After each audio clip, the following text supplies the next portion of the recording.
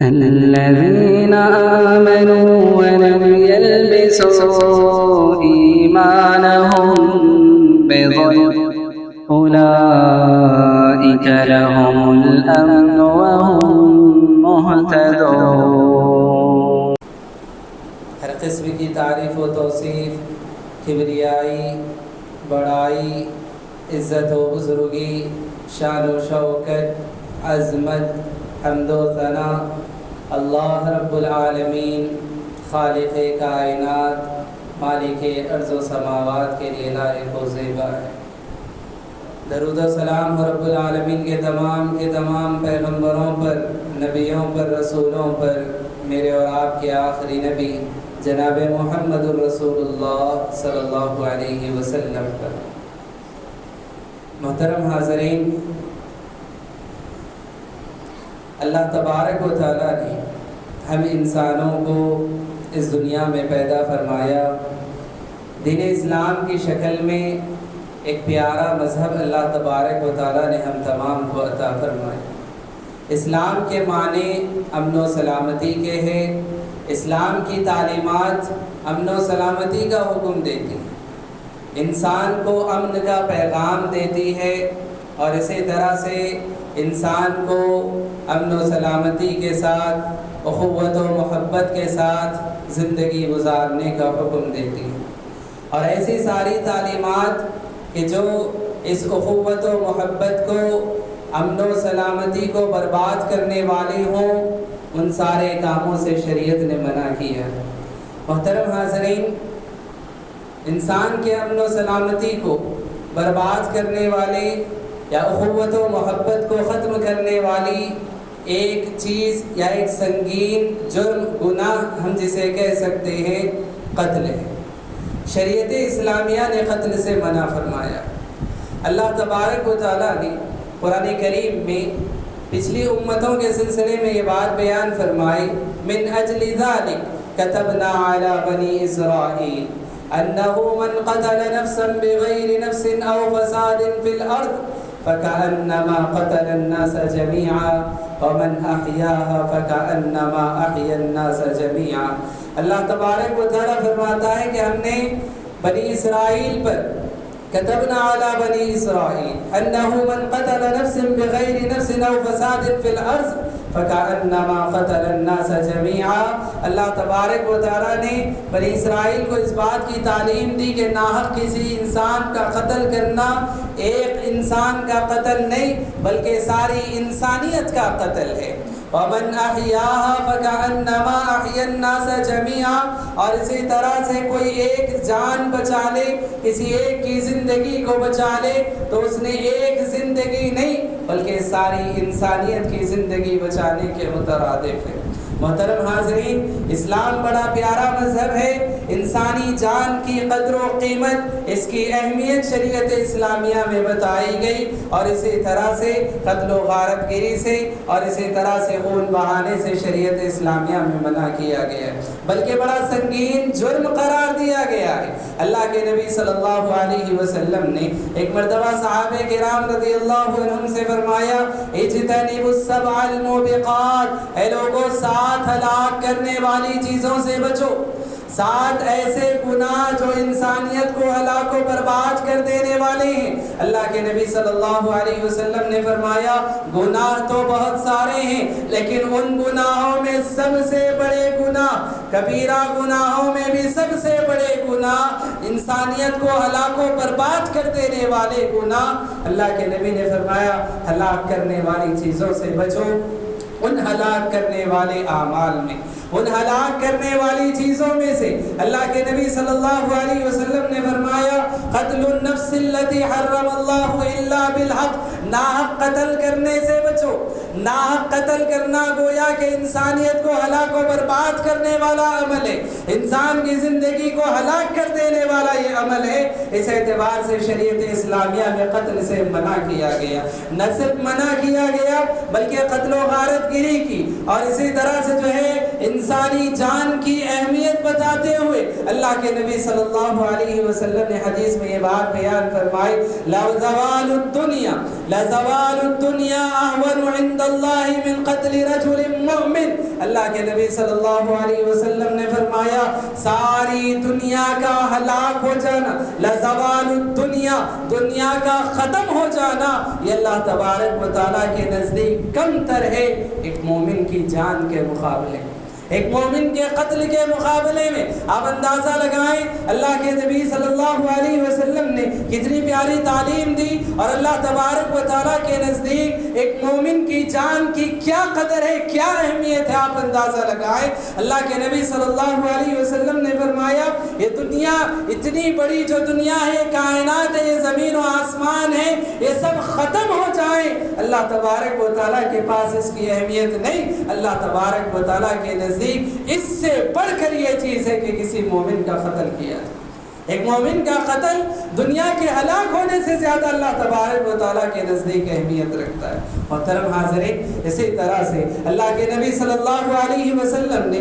ایک مومن کی جان کی اہمیت بتاتے ہوئے اور اسی طرح سے ایک مومن کو قتل کرنے والوں کا انجام بتاتے ہوئے اللہ کے نبی صلی اللہ علیہ وسلم نے یہ بات بیان فرمائی، لو ان اہل السماء والارض، اگر سارے زمین و آسمان والے مل کر ایک مومن کا اگر قتل کریں گے لَأَكَبَّهُمُ اللَّهُ فِي النَّارِ، اللہ تبارک و تعالیٰ ان سب کو جہنم میں ڈال دے گا، ان سب کو جہنم میں ڈال دے گا۔ ایک مومن کا قتل اگر زمین و آسمان والے سب کے سب مل کر ایک مومن کو قتل کریں گے، اللہ تبارک و تعالیٰ کے نزدیک اس مومن کی جان کی یہ قدر و قیمت ہے کہ اللہ تبارک و تعالیٰ اس گناہ کی وجہ سے ان سارے لوگوں کو جہنم میں ڈال دے گا۔ محترم حاضرین، اسی طرح سے قتل کی سنگینی، اس کی سزا بتاتے ہوئے اللہ تبارک و تعالیٰ نے فرمایا اگر کوئی انسان کسی مومن کو ناحق قتل کرتا ہے، جان بوجھ کر قتل کرتا ہے، عمدن قتل کرتا ہے، اللہ کے نبی صلی اللہ علیہ وسلم حدیث میں یہ بات بیان فرماتے ہیں، اللہ تبارک و تعالیٰ امید ہے کل ذنب عسى اللہ ان یغفرہ، ہر گناہ کے بارے میں امید ہے کہ اللہ معاف فرما دیں، ہر گناہ کے بارے میں اللہ سے یہ امید رکھی جا سکتی ہے کہ اللہ اس گناہ کو معاف فرمائے گا، الا الرجل یموت کافرا، سوائے اس آدمی کے جو اس حال میں مرے کہ وہ کافر تھا، جو اس حال میں مرے کہ وہ کافر تھا، ایک وہ آدمی جس کی اللہ تبارک و تعالیٰ مغفرت نہیں فرمائے گا۔ اور اسی طرح سے اللہ کے نبی صلی اللہ علیہ وسلم نے دوسرا وہ شخص بیان فرمایا، او یقتل رجلا مؤمنا متعمدا، یا کوئی انسان ایک مومن کو عمدن جان بوجھ کر قتل کرے، اس انسان کو اللہ تبارک و تعالیٰ معاف نہیں فرمائے،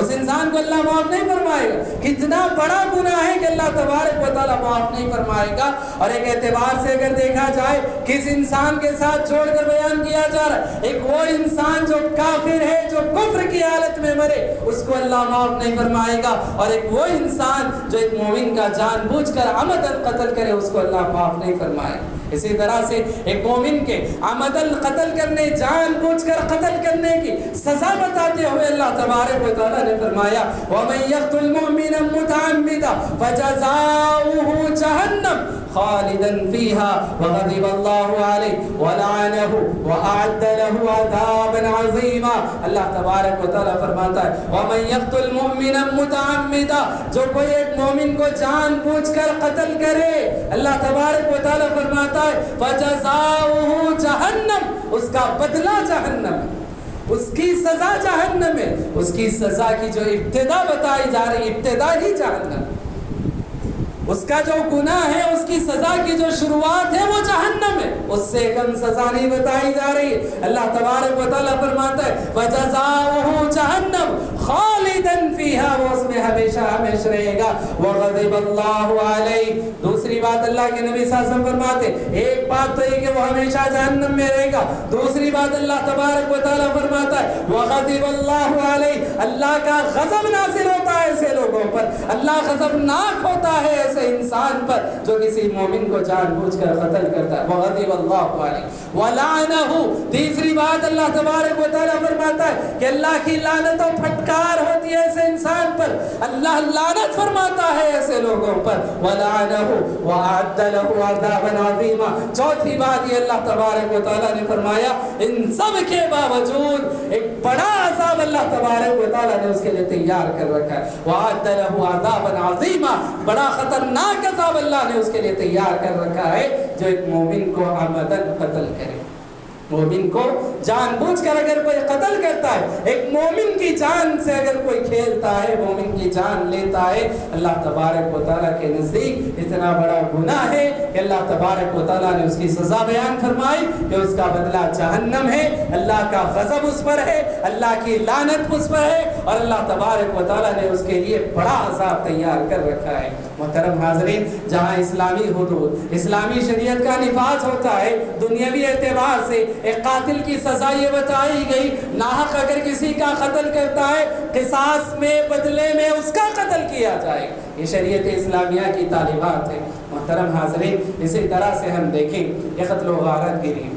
آج کے حالات، موجودہ دور کے جو حالات ہم دیکھ رہے ہیں، ہر روز کئی خبریں قتل و غارت گری کے سلسلے میں، ہر علاقے ہر محلے کے اعتبار سے کبھی کہیں پر کبھی کہیں پر، ہر روز 10-12 قتل کے، صرف شہر حیدرآباد کی اگر ہم بات کریں ہر روز کئی قتل کی وارداتیں پیش آ رہی ہیں۔ محترم حاضرین، سوال پیدا ہوتا ہے کہ کیا شریعت اسلامیہ نے اس کے سلسلے میں کچھ اہم تعلیمات نہیں دی؟ ضرور اہم تعلیمات دی ہیں، اور ایسی تعلیمات دی ہیں، یہ بات یاد رکھیں، شریعت اسلامیہ وہ شریعت ہے کہ جو انسان کو گناہوں سے اور اسی طرح سے گناہوں کے اسباب سے روکنے والی تھی۔ گناہ تو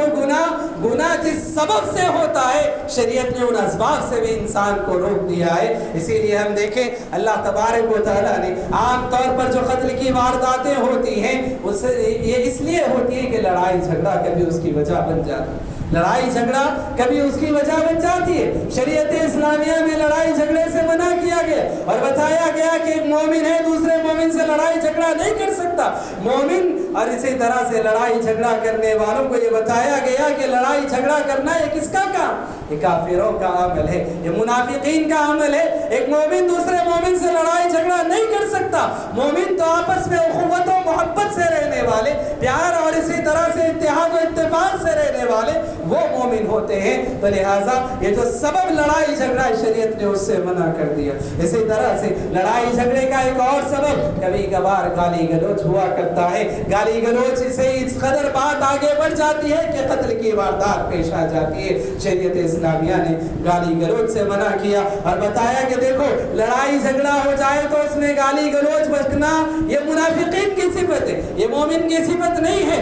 وَإِذَا خَاصَمَ فَجَرَ، منافق کی صفت بتائی گئی کہ جب لڑائی جھگڑا ہوتا ہے تو وہ گالی گلوچ پر اتر آتا ہے، گالی گلوچ کرنا یہ منافق کی صفت ہے۔ اس طرح سے شریعت اسلامیہ نے اس سبب کو بھی ختم کر دیا۔ اور اسی طرح سے لڑائی جھگڑے کا ایک اور اہم سبب، ایک اور وجہ یہ ہوتی ہے کہ انسان شراب کی حالت میں دھت ہوتا ہے، نشے کی حالت میں دھت ہوتا ہے، اور نشے کی حالت میں وہ کیا کر رہا ہے اس کو خود نہیں معلوم ہوتا، اور بات اس قدر آگے بڑھ جاتی ہے کہ قتل کی وارداتیں پیش آتی ہے۔ تو یہ شراب، یہ نشہ، یہ وجہ بنتی ہے، یہ سبب بنتا ہے قتل کا، اور شریعت نے اس سبب کو ختم کر دیا اور بتایا کہ دیکھو نشہ آور چیزیں، شراب شریعت اسلامیہ میں حرام قرار دی گئی ہیں، شراب حرام قرار دی گئی ہے۔ شراب ام الخبائث اس کو کہا گیا، برائیوں کی جڑ کہا گیا، یہ برائی ختم ہو جائے گی، یہ سبب، یہ قتل جو ہے قتل کی وارداتیں ختم ہو جائیں گی۔ اسی طرح سے قتل کی وارداتوں کا ایک اور اہم سبب غصہ ہوا کرتا ہے۔ غصہ انسان کو ابھارتا ہے لڑائی جھگڑے پر، قتل و غارت گری پر، فتنہ و فساد پر، آپسی معاملات تعلقات کو بگاڑنے پر، یہ غصہ انسان کو جو ہے ابھارتا ہے۔ شریعت اسلامیہ میں تعلیمات دی گئی ہے کہ جب غصہ آئے تو اپنے آپ پر قابو رکھا کرو، اپنے آپ پر قابو رکھا کرو، اپنے آپ پر کنٹرول رکھا کرو۔ اللہ کے نبی صلی اللہ علیہ وسلم نے فرمایا پہلوان وہ نہیں جو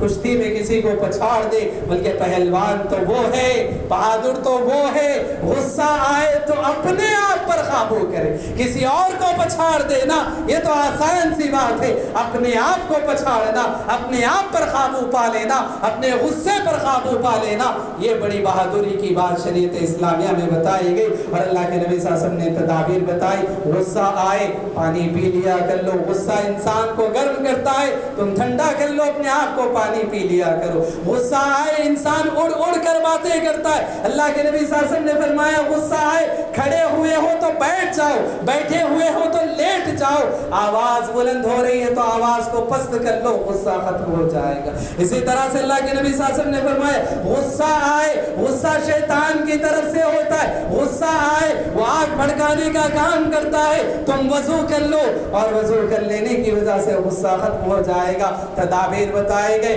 سبب ختم ہو جائے گا، تو پھر یقیناً اسباب یہ جرائم بھی ختم ہو جائیں گے۔ اسی طرح سے قتل و غارت گیری کا ایک اور اہم سبب یہ ہوتا ہے کہ پیار و محبت کے واقعات، عشق کے محبت کے جو واقعات آج پیش آ رہے، کون سی محبت؟ ناجائز محبت، حرام محبت۔ شریعت اسلامیہ نے محبت کرنے کا حکم دیا، محبت اللہ سے ہونی چاہیے، محبت رسول سے ہونی چاہیے، محبت والدین سے ہونی چاہیے، محبت بھائی بہنوں سے ہونی چاہیے، محبت رشتہ داروں سے ہونی چاہیے، محبت ایک مومن کی دوسرے مومن سے ہونی چاہیے، یہ ساری محبتیں ہونی چاہیے۔ لیکن ان ساری محبتوں کو چھوڑ کر انسان اگر آوارہ محبت کی طرف جائے، حرام محبت کی طرف جائے، شریعت نے اس سے منع کیا گیا۔ کیوں؟ یہ وہ محبت ہے کہ جو انسان کو اور کئی جرائم کی طرف لے جاتی ہے، اور یہ محبت کبھی کبھار قتل و غارت گیری کا سبب بن جاتی ہے، اسی لیے شریعت نے اس سے بھی منع کیا۔ اسی طرح سے ہم دیکھیں قتل و غارت گیری کا ایک اور سبب یہ ہوتا ہے اولاد کی صحیح تربیت کا نہ ہونا۔ اللہ تبارک و تعالیٰ نے والدین کو اس بات کا مکلف بنایا کہ وہ اپنی اولاد کی صحیح دینی اسلامی تربیت کرے، ان کو شریعت کے احکام کی پاسداری بتائیں اور ان کو شریعت کا پابند بنائیں، لیکن والدین کی غفلت اولاد کے لیے کبھی کبھار گناہ اور جرائم کا ارتکاب کرنے کا سبب بن جاتی ہے۔ والدین اپنی اولاد کو جتنی ڈھیل دیں گے وہ اولاد اس قدر جرائم کا ارتکاب کرنے میں آگے بڑھ جاتی ہے، اور کبھی کبھار قتل و غارت گیری کے واقعات بھی ان سے پیش آ جاتے ہیں۔ اسی طرح سے قتل و غارت گیری کا ایک اور اہم سبب یہ شریعت اسلامیہ، ہم جانتے ہیں کہ جو ہے دوستی، غلط لوگوں کی صحبت اختیار کر لینا، یہ بھی قتل و غارت گیری کا ایک سبب بن جاتا ہے۔ شریعت اسلامیہ نے اسی لیے بات بیان فرمائی المرء علی دین خلیلہ، کہ لوگوں سن لو کہ دوست اپنے دوست کے دین پر ہوتا ہے، ایک انسان جو ہے اپنے دوست کے دین پر ہوتا ہے۔ اسی لیے اللہ کے نبی صلی اللہ علیہ وسلم نے فرمایا کہ دیکھ لو کس سے دوستی کر رہے ہو، دوستی کا اثر انسان کی زندگی پر ہوتا ہے، جیسے دوست ہوں گے ویسا اس کا کیریکٹر، اس کا کردار ہوگا۔ اسی لیے شریعت اسلامیہ نے اچھی دوستی، اچھی صحبت اختیار کرنے کا حکم دیا۔ بات قتل کی آئی ہے اور بات دوستی کی آئی ہے۔ ایک چھوٹا سا واقعہ بتا کر اپنی بات کو ختم کروں گا۔ ہم تمام جانتے ہیں پچھلی امتوں میں ایک آدمی گزرا کہ جو 99 قتل کرنے والا تھا، 99 قتل اس نے کیے تھے، 99 قتل اس نے کیے تھے۔ گزر رہا تھا، ایک راہب سے ملاقات ہوئی، اس نے پوچھا میں نے 99 قتل کیے، کیا میری مغفرت ہو سکتی ہے؟ اس نے کہا کہ جا ظالم، تیری کہاں سے مغفرت ہوگی، 99 قتل تو نے کیے۔ اس نے اپنی 100 کی گنتی کو پورا کیا، اس جو ہے جو راہی تھا یا اسی طرح سے جو اس کو بتانے والا تھا، اس نے اس کو بھی قتل کر دیا۔ 100 گنتی اس کی مکمل ہو گئی، 100 لوگوں کا وہ قاتل بن گیا۔ اب اس کے بعد وہ گزر رہا تھا، ایک عالم دین سے اس نے ملاقات کی اور اس سے پوچھا میں نے 100 قتل کیے، کیا اللہ مجھے معاف کرے گا، کیا میری مغفرت ہوگی؟ تو اس عالم دین نے دیکھا اور کہا کہ دیکھو یقیناً تمہاری مغفرت ہو سکتی ہے، اللہ تبارک و تعالیٰ تمہارے اور تمہاری توبہ کے درمیان کون حائل ہو سکتا ہے، کون بیچ میں آ سکتا ہے؟ تم بندے ہو، وہ اللہ ہے، تمہاری مغفرت کر سکتا ہے۔ لیکن ایک نصیحت میں تم کو کروں گا، جس بستی کی طرف سے تم آ رہے ہو وہ گنہگاروں کی بستی ہے، جس صحبت سے تم نکل کر آ رہے ہو وہ برے لوگوں کی صحبت ہے، لہٰذا تم اس بستی کی طرف نہ جاؤ، اس بستی کی طرف چلے جاؤ، یہاں نیک لوگ رہا کرتے ہیں، اچھے لوگ یہاں رہتے ہیں، ان کی صحبت اختیار کر لو، اللہ تمہیں معاف فرمائے گا۔ اور اس کے بعد معاملہ یہ ہوتا ہے کہ وہ کچھ قدم چلتا ہی ہے کہ موت کے فرشتے آ جاتے۔ دو طرح کے فرشتے ہوتے، بد روح کو لے جانے والے فرشتے بھی آ جاتے، نیک روح کو لے جانے والے فرشتے بھی آ جاتے۔ دونوں میں آپس میں بحث چل رہی ہے، ہم لے جائیں گے، ہم لے جائیں گے۔ اللہ تبارک و تعالیٰ کا فرمان یہ ہوتا ہے، اللہ تبارک و تعالیٰ ایک فرشتے کو بھیجتا ہے اور کہتا ہے کہ دیکھو کس طرف اس کے قدم زیادہ چلے اس طرف اس کا فیصلہ ہوگا۔ اللہ تبارک و تعالیٰ اپنی رحمت سے، اللہ اپنی مغفرت سے اس بندے کے قدموں کو اس طرف آگے بڑھا دیتا ہے جہاں نیک لوگوں کی بستی تھی، اور اللہ تبارک و تعالیٰ کی اس مرضی سے، اس منشا سے نیک روح کو لے جانے والے فرشتے اس روح کو لے جاتے ہیں۔ محترم حاضرین، بتانے کا مقصد کیا؟ 100 لوگوں کا وہ قاتل تھا، وجہ کیا بنی؟ جس صحبت سے وہ آ رہا تھا وہ برے لوگوں کی صحبت تھی، اور بتایا گیا علاج اس کا کہ نیک لوگوں کی صحبت اختیار کرو، یہ برائی تمہارے اندر سے ختم ہو جائے گی۔ بہرحال بتانے کا مقصد یہ کہ قتل اسلام کی نگاہ میں بڑا سنگین جرم ہے، بڑا خطرناک جرم ہے، اور اللہ تبارک و تعالیٰ کو ناراض کرنے والا، غضبناک کرنے والا، اللہ تبارک و تعالیٰ کی لعنت و پھٹکار کا شکار ہونے والا یہ عمل ہے۔ لہذا اس عمل سے بچنے کی ضرورت ہے،